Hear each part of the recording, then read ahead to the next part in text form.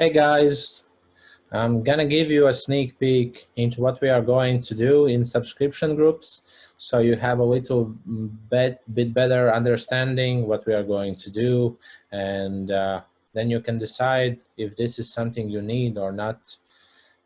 So when we are talking about GTO solves, we will be looking at not just pure GTO strategy, but more so on how we can exploit population tendencies by node locking some ranges in GTO.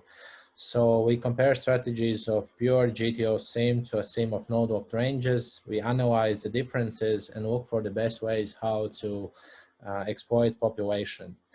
So this is under the gun versus middle position versus button, 50 antis, 5-way, where hijack and cutoff have folded pre, so you cannot see them here.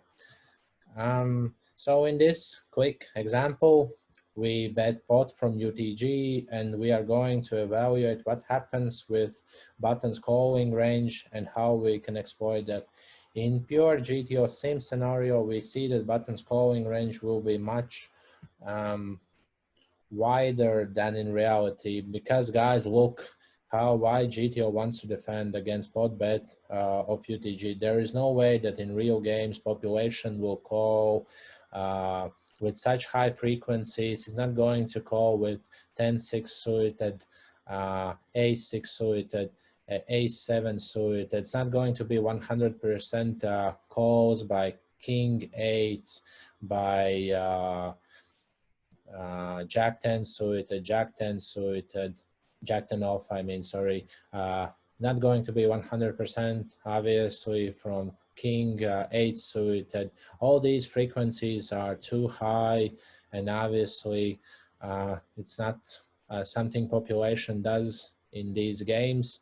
So if you look at node locked ranges, just a second.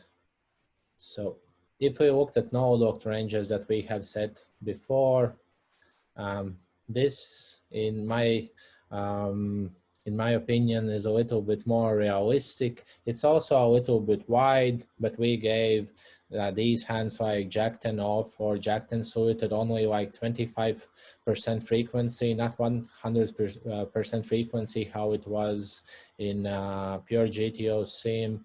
And against these ranges, then we can see that on a blanks, like on a 7, on an 8, or on a king, the cards on these cards, even though that even against these node ranges, GTO wants to mostly check here.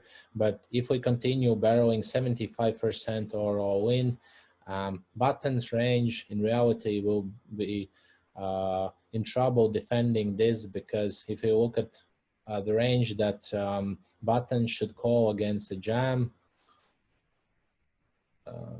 Just a second. Yeah, so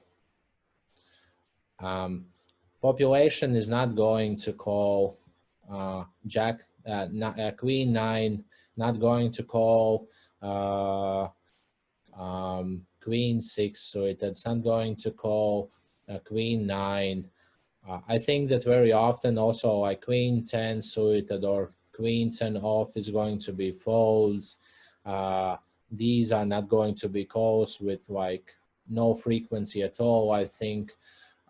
And these hands, it will be mostly also some players raise them on a flop against a pot bet, just going to go all in. So they won't have in their range like 8s, 7s, and like all these two pairs that GTO wants to call down on a turn. King 8 suited, King 8 off, very often on a pot bet's going to be folds on a flop. Ace 8 off is not going to call as well. And even like if we know that like player on the button always raises or goes all in against our bet on the flop, then or with the sets, then obviously we can remove these hands as well from here. And like, yeah, like King 8 is a loose call on the flop as well. So basically population will be left with this range, and sometimes even some nits will fold like even these hands. So basically when we bet turn or go all in on a turn, population won't have enough hands, or won't have like at least almost no hands at all to defend, and then we can just exploit this and go very like aggro on turns. So yeah, this is a little sneak peek how we are going to like evaluate situations, analyze, and more of this.